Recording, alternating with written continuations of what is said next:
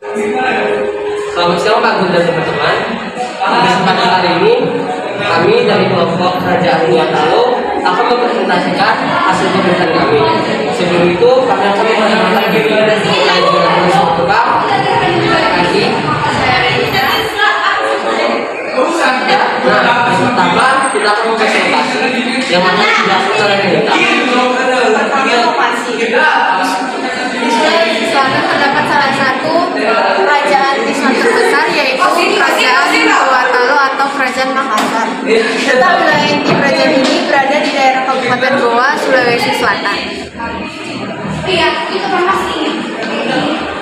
B. Politik pemerintahan.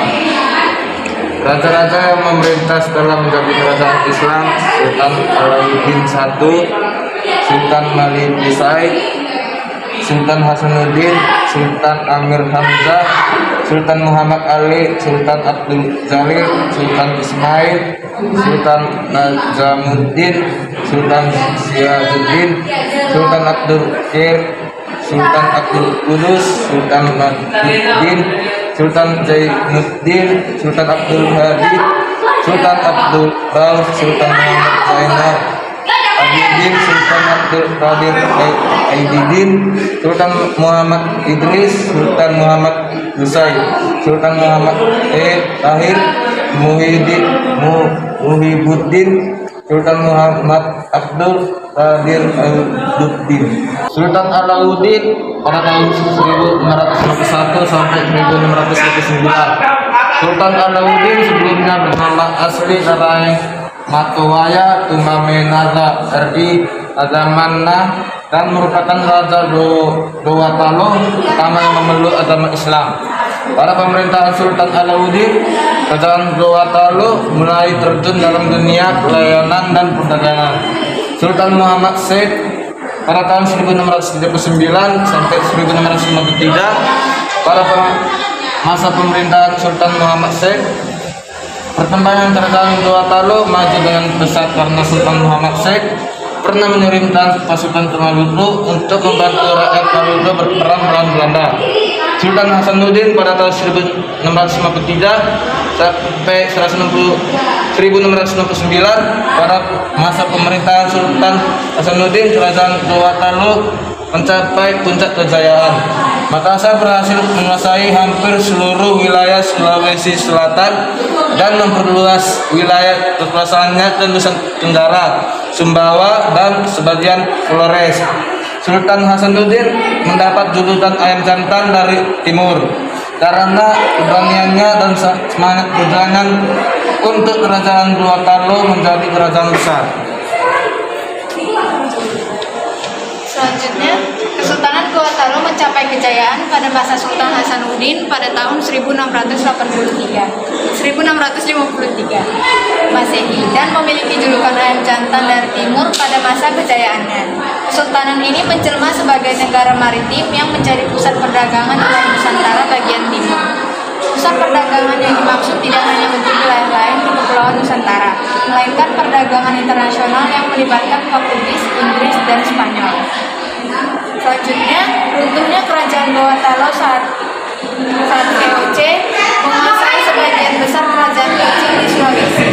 Sultan Hasanuddin berupaya melawannya dengan bantuan dari satuan kekuatan seluruh kerajaan Indonesia Timur. Peperangan melawan Belanda saat itu langsung dipimpin oleh Sultan Hasanuddin. Namun penjajah justru menambah pasukan yang membuat justru kubu Goa melemah dan terdesak. Pada tahun 1667, Kerajaan Makassar mengakui kekalahannya dengan bersedia menandatangani perjanjian Bongaya. Nah, selanjutnya kita akan membahas tentang sosial budaya Kerajaan Gorontalo. Sudah sejak lama suku bangsa Bugis dikenal sebagai pelancong gunung. Salah satu hasil budaya yang sangat membanggakan yaitu perahu pinisi, yaitu perahu yang digunakan untuk mengarungi lautan dan membangun jaringan pelayaran dan perdagangan antar pulau, bahkan antar kawasan.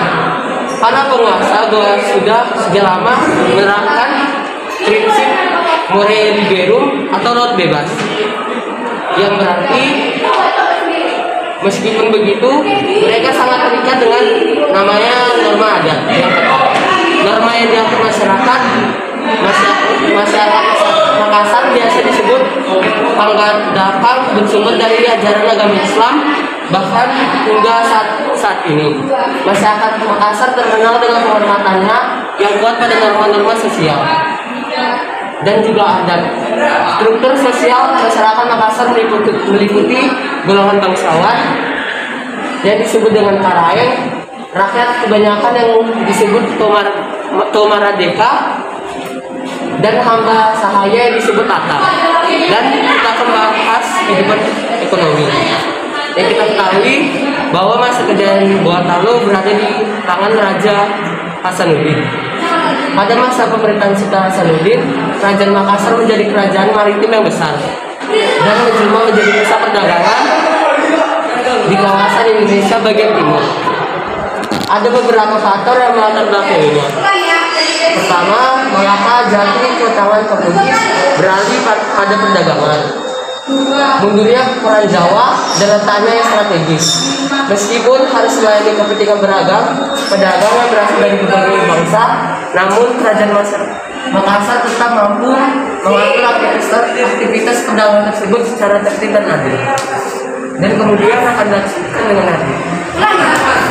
Selanjutnya di sini ada peninggalan sejarah. Yang pertama, Benteng Fort dan Tegal, yang merupakan sebuah benteng peninggalan kerajaan Bawah Talo yang terletak di pinggir pantai sebelah barat kota Makassar, Sulawesi Selatan.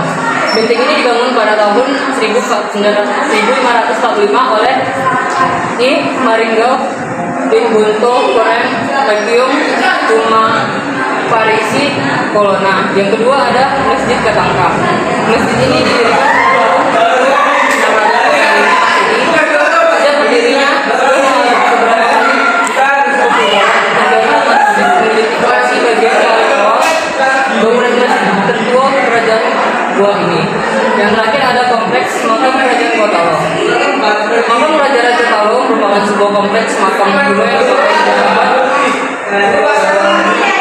17 sampai abad 19 Masehi. Letaknya di RK 45 Talo, Kecamatan Talo, Kota Madia, Ujung Pandang.